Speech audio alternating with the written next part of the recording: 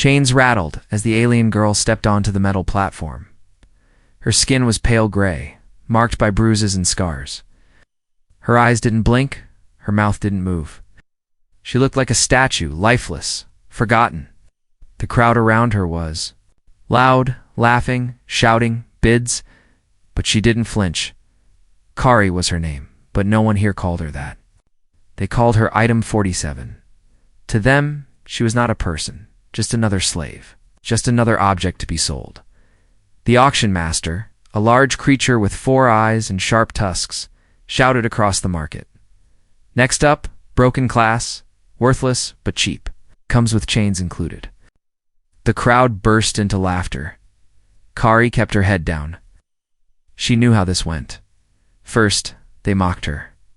Then someone bought her, and then came the pain. It had always been the same, no matter who the buyer was. The end was always chains cold. Floors and screaming. A tall, lizard-like alien stepped forward, raising a credit chip. 10 credits. I'll use her as floor cleaner. Another bidder jeered. 5. I've got a dog that needs a toy. The auction master laughed, but suddenly, a sharp voice cut through the air, calm, confident, and clear. 500 credits. The entire market froze. Heads turned. Even the auction master blinked in shock. 500 credits for her? For Item 47? Kari slowly lifted her eyes. He stood alone just beyond the crowd. A human, wearing a worn-out jacket, dusty boots, and a calm face. His eyes were focused, serious but not cruel. Someone whispered, a human. What's he doing here? The auction master tried to regain control. Sir, maybe you made a mistake? I didn't, the human replied. I'll take her. Now, Kari's heart raced, not with hope, but fear. Why would a human pay so much? No one ever wanted her unless they were cruel, and this one paid 500. That meant he was planning something even worse. The lizard alien growled. You just wasted your credits, human. She's broken. The human didn't answer. He stepped forward, showed his ID, transferred the credits, took the chain gently in his hand. But he didn't pull. He didn't drag her. He just looked at her and said, Come. Kari hesitated. Her legs moved slowly. She followed him, expecting the pain to come, maybe later, maybe once they were alone. They walked through the crowd, and no one stopped them. No one dared. The human's stare was sharp, quiet, and dangerous. At the spaceport, his ship waited. Not huge, but clean. Kari paused at the ramp, expecting him to yell or shove her. He did. Instead, he said, You're safe here. You can sit or stand. Your choice. She sat on the cold floor, her knees tight to her chest. The ship lifted off. The hum of engines filled the silence. She stared at the metal wall, waiting for chains. Waiting for the first strike. Instead, something landed next to her. A bottle of water and a food bar. She blinked. The human sat across the room, fixing something in a toolbox. He didn't even look at her. No mocking, no commands. She didn't move. After an hour, he glanced at her and said, My name's Jace. She said nothing. I know you don't trust me, he added. You shouldn't. Not yet. That made her look at him for a moment. There was no smile on his face, no fake kindness, just honesty. She opened the water bottle with shaking hands, half expecting it to burn her throat. But it didn't. It was just ... water. Cool. Clean water. For the first time in years, something touched her lips that didn't taste like blood. As she sipped slowly, Jace spoke again, this time softly. I saw the way they looked at you, he said, like you were trash. I've seen too much of that in this galaxy. Kari kept her eyes low. He stood up, walked to the ship's console, and began typing. You'll have a room. It's not big, but it's warm. No chains, no collars. You'll sleep, eat, and rest. She stared at him, confused. What did he want? What was the trap? And then came the strangest words she had ever heard. You're free now. Her heart skipped. Her mind screamed. No one just says that. No one means it. But Jace didn't press her.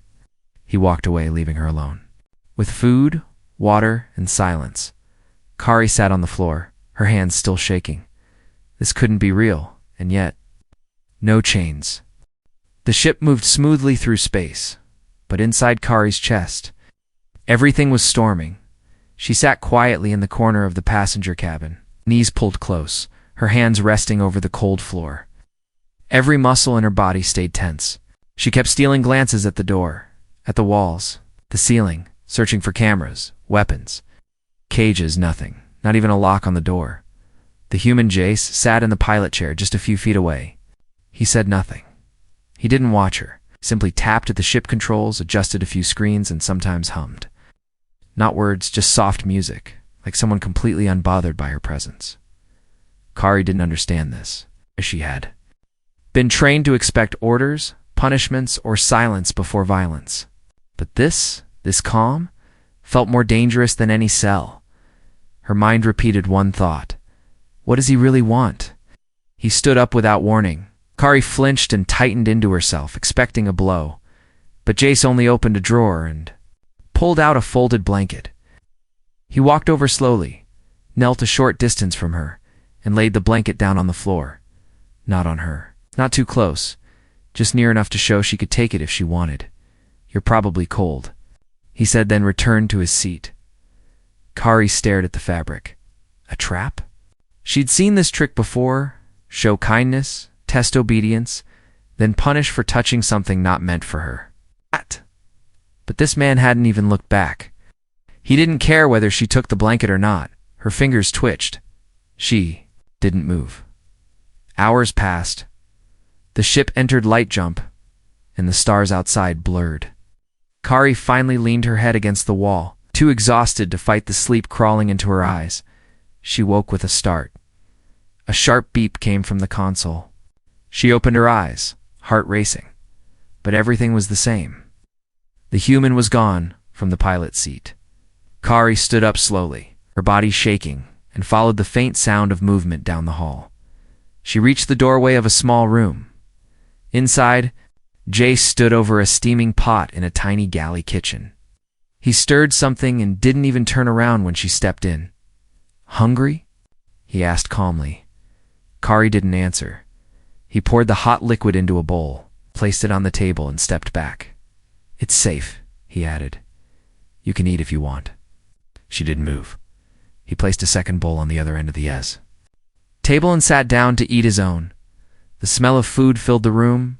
Real food, not nutrient paste or slave scraps. Her stomach growled, betraying her silence. She walked slowly to the table, watching him closely. He didn't lift his eyes. Kari sat across from him, picked up the spoon, and took a small bite. Warmth.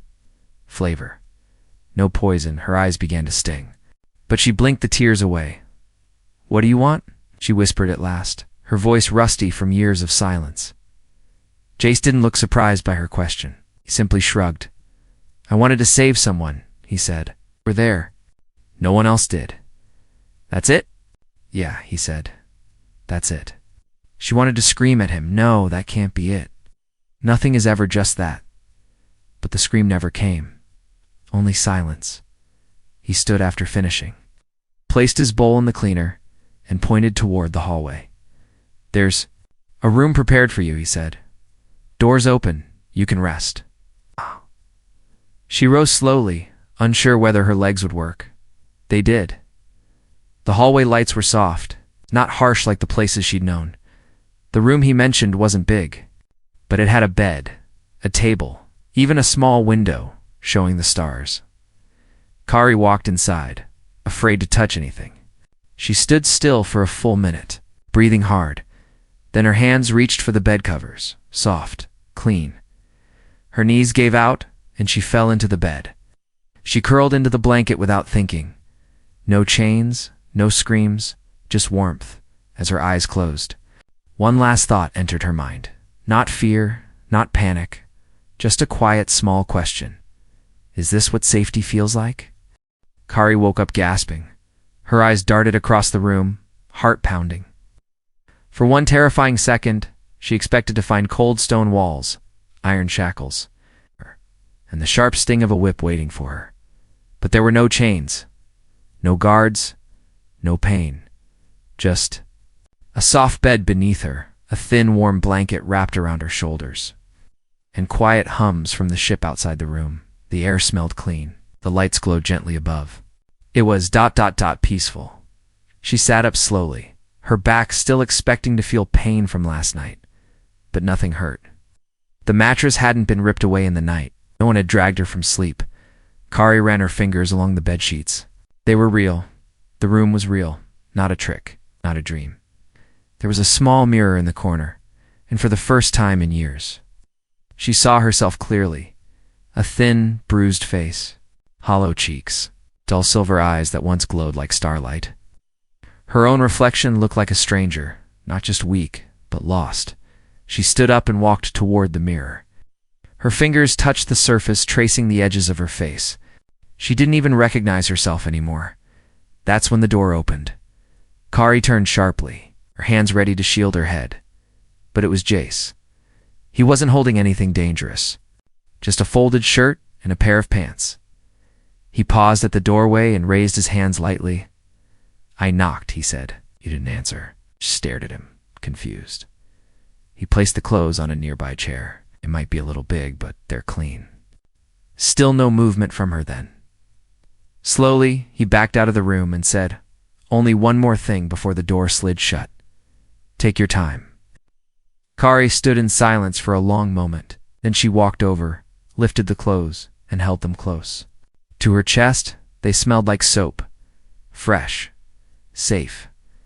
She changed into them slowly, cautiously, as if someone might suddenly tell her to stop, but no voice came. No one watched. The cloth didn't scratch. It didn't choke her neck. It didn't leave red marks on her skin. It was just soft. She stepped into the hallway, looking left and right. The ship was quiet, too quiet for a trap. Voices echoed faintly from the cockpit. Curious, Kari followed the sound, her bare feet light on the floor. Jay sat in the main chair, talking through a cum screen. Double quotes, "Yes, I know what I bought." He was saying, "No, she's not property. She's a passenger now." That's the end of it. Kari froze. The voice on the other side sounded angry. A traitor, maybe? Someone who saw her as an investment lost. Jace ended the call and leaned back with a sigh. Then he noticed her. "You're up," he said simply. She stepped forward slowly. "You told them I wasn't property." She whispered. He nodded. "You aren't." Her eyes searched his face. "Why?" He shrugged. "Because no one should be." Her throat tightened. Her whole life. Everyone told her what she was. A tool, a toy, a burden. This was the first time someone said the opposite. Jace stood and walked over to a small cabinet, pulling out a silver object. He handed it to her, a keycard. "This opens your room," he said. "You're not locked in. You never will be." She stared at it. No chains? Now? Not even locks. She wanted to believe it. She needed to believe it. But years of abuse whispered in her ear that it couldn't be true. Still. Her fingers curled around the card. He turned and walked away, giving her space. Carrara remained there, holding the card like it was made of gold. She returned to her room later, holding it tight. She pressed the button. The door opened, and then closed without force. She opened it again. Then again. Each time, her body shook. But each time, she was the one in control. Tears slipped down her cheek. Not from pain, but from something she had almost forgotten existed. Hope. She looked around her small room. The bed. The mirror. The shelf with a few books and a cup of water. No chains on the wall. No cuffs on the floor. This wasn't a cage. It was a beginning. The knock was gentle. Not the kind that came before punishment. Kari froze, her hand halfway to the shelf where she was arranging the folded blanket. For a moment, she stared at the door like it was a living thing ready to bite. Another knock. "Still soft. It's me," Jace's voice called, low and patient. "You can open if you want." Kari stepped closer, finger hovering over the door panel. Her heart raced, but she tapped it. The door slid open. Jace stood there, hands tucked into his jacket pockets, his face calm, no anger, no command. "We're stopping at a medical outpost," he said. "Small place. Quiet. No questions. I thought maybe if you wanted. They could look at your injuries." Kari didn't speak. "You don't have to go in. Just come with me. See the place." She nodded, not because she trusted him, not fully, but because the pain in her body had never gone away. Some nights she couldn't breathe right. Her back screamed every time she moved wrong. And deep down, a small part of her wanted to stop hurting. Jace led her to the exit ramp when they landed. The spaceport was quiet, just a few ships, some cargo, and the soft hum of wind through metal towers. The clinic was small. White lights, clean floors, and an old alien woman at the front desk. Kerr paused in the doorway. Her eyes darted around. No guards, no cages, no slavers. The woman smiled warmly. "Is this the patient?" Kari shrank back. Her arms folded tight across her chest. "She's been through a lot," Jace said quietly. "I want her to have a choice." The nurse nodded. "She can come in whenever she's ready." No one pushed her. No one pulled her. She stepped in slowly, inside. The room smelled like medicine and flowers, not chemicals or burning metal. The nurse scanned Kari's body from a distance. No touching, no demands. Fractured ribs, old burns, untreated scars. She murmured kindly. "No infections, but malnutrition, dehydration. She's been through hell." Kari sat on the table, hands trembling in her lap. The nurse handed her a soft drink, not bitter supplements, just something sweet and warm. "I can numb the pain, fix the bones," the nurse said gently. "But the healing starts when she believes she deserves to heal." Those words pierced something inside. Kari Jace waited outside during the scan. He didn't hover, didn't ask questions. When she stepped out, bandaged and feeling lighter than she had in years, he simply nodded. "No one hurt me," she said suddenly. "I know," Jace replied. "Why did you wait outside?" "Because you didn't need me to stand over you," he said. "You needed space." Kari didn't understand people like this. She had never been given choices. Now she didn't know what to do with them. As they returned to the ship, she passed a mirror in the hallway and paused. She looked different. Still bruised, still thin. But something in her eyes was changing. Not just fear. Something deeper. Something alive. That night, Jace was in the engine room when Kari walked in. He looked up, surprised. "Want to help?" she said, voice shaking. "Teach me something." "Anything." He smiled slightly. "All right," he said. "Grab that panel. We'll start with basic circuits." She had never touched tools before. She had never been allowed to. But now she sat beside him. Fingers clumsy but willing. The spark from the circuit startled her, but it didn't hurt. Jace handed her a glove. "You'll get better." She looked at her hands. They had only known chains and bruises. Now they held tools. Now they built something. A week passed. Then, too, Kari began waking without flinching. She began walking the halls of the ship without fear in her steps. She even started talking to the ship's AI, a friendly voice that played music for her and told her the names of stars. But the real change came when the ship picked up a distress signal from a cargo freighter. Jack locked onto the coordinates. "Could be pirates," he said, "or a trap." "Hey, want to come?" Kari said. Jace turned toward her, surprised. "I can help," she added. "I want to help." She had always been the one who needed saving now. For the first time, she wanted to stand beside someone, not behind them. He handed her a communicator. "Stay close. Watch my back." Her fingers closed around it. They weren't just healing. They were becoming strong. Kari froze as the symbol appeared on the ship's radar. Sharp, red, and unmistakable. A jagged triangle with a hooked claw. Her breath caught in her throat. She knew that symbol. It was the brand that once burned across her shoulder. The mark of her former owner, Lord Threx. Jace stood at the pilot controls, unaware of the storm growing behind him. "Looks like we're approaching the Talrex exchange hub. Just a quick resupply in and out."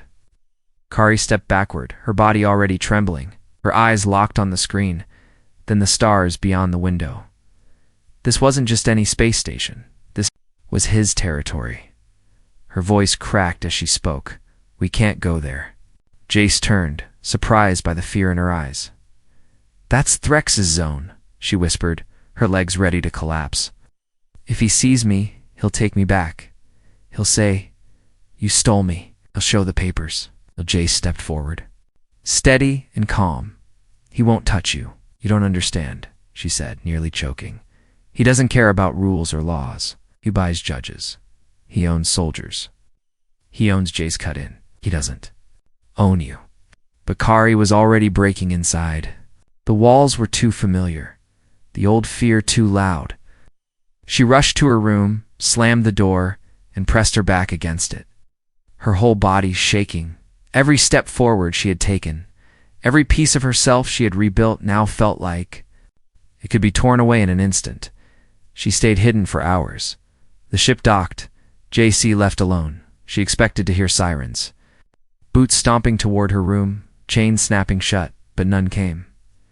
When Jace returned, his face was serious.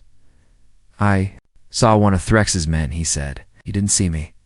Kari sat on the bed, her hands gripping the blankets tight. "You have a right to run," he continued. "But if you're ready to face it, I'll stand with you." "I can't fight him," she said quietly. "You don't have to. You can show him something he never expected." "What, that you're not his anymore?" That night she didn't sleep. She stared out the window, stars swirling past, each one whispering freedom or fear. The next morning, Kari entered the common room wearing the armor Jace had given her weeks ago. It still felt heavy, still strange, but it was hers. He looked up from the table and gave a small nod. Together they returned to the station. This time, side by side, the corridors were busy, filled with merchants, traders, and soldiers. Kari kept her head high, even as her knees trembled. Then she saw him. Lord Threx, a tall, slim alien with cruel eyes and a silver cane that hid a plasma blade. He froze when he saw her. At first he looked amused, then annoyed, then furious. He stepped toward her. "My property," he said coldly. "How dare you parade her like this?" Kari's heart pounded, but Jace stepped between them. "She belongs to no one," he said. Rex smirked. "I have contracts. Binders. Her value was purchased, signed." "Was a living being, not a box of cargo," Jace replied. "She's standing here now, not in chains." Guards began to gather. Kari looked around. She wanted to run. Every instinct screamed at her to disappear, hide, vanish like before. But something inside her shifted. She stepped forward. "I'm not yours," she said clearly, loud enough for everyone to hear. The station went quiet. Threx's smile twitched. "You think you can speak like an equal?" he hissed. Kari looked him in the eye. "I don't think it. I know it." Threx raised his cane. Jace raised his weapon faster. A flash of warning lit the room, but the guards didn't move. Not a single one stepped forward. Kari saw it in their eyes. They weren't loyal. They were afraid of Threx, but they didn't respect him. And now, they were watching her, watching strength. She turned to the nearest console and activated the public terminal. "Play record," she said. Uploading the documents, Jace had helped her prepare proof of her mistreatment. Images of the scars, the forged chains, the illegal branding. One by one. The screens lit up around the room. Gasps echoed. Threx's reputation cracked in real time. He backed away. "This isn't over," he spat. But no one followed him. No one supported him. Kari didn't chase. She didn't need revenge. She had something. Better, she had freedom. Jace stepped beside her, his voice calm. "Well said." Kari breathed out, finally, deeply. For the first time, she felt something stronger than fear in her chest. She felt power. The alarm hit like a hammer, red lights flashing through the corridors, the ship shaking from impact. But Kari didn't flinch, not anymore. She ran toward the armory, boots steady, armor already strapped over her suit, her fingers locked around the plasma blade, not as a slave clinging to defense, but as a warrior claiming her strength. Jace's voice echoed through the coms. "Unidentified vessel approaching fast." It's no response to hails. Kari pressed the cum on her wrist. These weapons. Online? Already hot? The girl who once curled in the corner of her room, afraid to speak, now stood ready to fight not for someone else's survival but for hers. She reached the cockpit just as Jace pulled the ship into a hard turn. A second blast from the enemy. Ship skimmed the shields. They're not pirates, he growled. That's a hunter-class warship. Someone's after us. Kari's eyes narrowed. Threx. Jace nodded. Probably wants to scare us back into his territory. Kari stepped forward. Then we hit back. He raised an eyebrow. She tapped the console beside him. I've been studying ship schematics. I know where to aim. Let me co-pilot. Jace didn't hesitate. He slid aside. She took the controls, and when the enemy ship fired again, she didn't retreat. She drove straight through it. The shields crackled. The hull vibrated. But Kari's hands were steady. She maneuvered through the chaos like someone. Born in fire? Target their stabilizers, she said. JSC loaded the plasma torpedoes. Fire on your mark. Kari stared at the blinking dot on the screen, the symbol she once feared. Mark. The torpedoes launched. The enemy ship rocked, twisted, and fell out of formation, spiraling into the vacuum. No more pursuit, no. It's more fear, just silence. And victory. Kari leaned back in the chair, her breath sharp in her lungs. Jace glanced at her with a grin. Not bad. I want more, she said. More. Training. Weapons. Navigation. I want to learn everything. I want to protect the next girl like me before she ever ends up in chains. Jace stood and nodded. Then let's begin. In the days that followed, Kari trained harder than anyone on the crew. She learned to fight, not wild and desperate, but controlled, precise. She memorized the systems of the ship, practiced docking drills, ran security simulations. She sparred with Jace until she could knock him to the mat.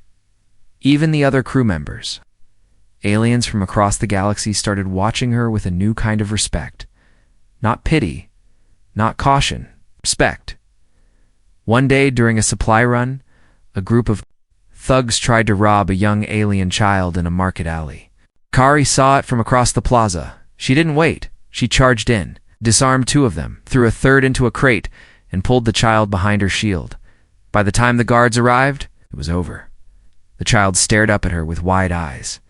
Are you a soldier? Kari shook her head. I'm just free, she said, back on the ship. She stood in front of the mirror again, the same one from her first night in Jace's care. But now, she saw someone different. The bruises had faded. The eyes were brighter. The back was straight. Her fingers ran over her shoulder where the old brand had been removed by the medic. In its place, she now wore a small patch, a silver phoenix stitched into her armor. Not a symbol of ownership, a symbol of rebirth. She wasn't weak anymore. She wasn't silent. She wasn't his. She was herself. The fire that once only burned behind. Her eyes now burned through her entire body, and this time it didn't destroy her. It made her stronger. The doors to the Galactic Council chamber slid open, and the room went quiet. Kari stepped inside wearing deep black armor trimmed with silver. Not the kind worn by soldiers under orders, but the kind worn by leaders who forged their own path. Her steps echoed across the polished floor, steady and sharp, like she belonged here because she did. No one laughed now. No one whispered behind her back. No one dared look at her like dirt, because now they knew who she was. Behind her walked Jace, not as her savior, but as her ally, the man who gave her the space to rise. The council had gathered. Dozens of powerful voices from every corner of the galaxy. They had invited Kari as a witness, expecting a quiet victim with a tragic story. They were wrong. She stood before them and spoke without trembling. You all allowed it, she said, eyes sweeping across them. You allowed people like Threx to buy, brand, and break those who had no voice. Screens lit up behind her, showing proof of what she had endured, what others still endured. Even now. But I'm not here to beg, she said. I'm here to show you what happens when you don't break. They listened, because her voice held steel, because her presence carried power, because her story wasn't just survival, it was transformation. and transformation demands attention. Later that night, aboard Jace's ship, she stood alone in the observation deck, watching the stars. The council had voted to begin new laws, stronger ones, tighter ones. Kari didn't trust words alone, but she had already been approached by 3 colonies to train their protectors, to help rebuild justice where it had failed. She didn't say yes, not yet this time. The choice would be hers. Jace entered the deck quietly. Holding 2 mugs of steaming liquid, he handed her one without saying anything. They stared at the stars for a long moment, the kind of silence that spoke more than words. Then Kari said, "Do you remember the auction?" "I do," Jace replied. "I didn't know who I was. I didn't know what I could be. And now." Kari looked down at her hands, strong, steady, scarless. "Now I know I was never dirt," she said. "I was gold. They just didn't want to see it." He smiled. "I saw it." She smiled back. And for the first time, it wasn't a smile filled with fear, pain, or doubt. It was real. The next day, Kari walked into the ship's hangar, where young recruits from liberated colonies waited. They stood in rows, nervous and unsure, just like she once was. Kari stood before them, tall and unshaken. "You were told you were worthless," she said. "You were told you were weak." Held up her hand and formed a tight fist. "You were lied to." Behind her, the ship's banner waved gently, the phoenix shining bright. "You are not weapons. You are not tools. You are people, and no one can take that from you again." The recruits stood straighter. They believed her, because she had lived it. She had crawled through fire, through chains, through silence, and walked out stronger. That night, in her private room, Kari sat at her desk. She picked up a small data chip, the last record of her original identification as Item 47. She stared at it for a moment, then she snapped it in 2. She didn't need it anymore. There was no item for 7. There never was. There was only Kari. Survivor, a fighter, a leader, a name. It would be remembered not because of what was done to her, because of what she became after. Because no matter how deep they tried to bury her, she rose, and they learned too late. She was gold all along.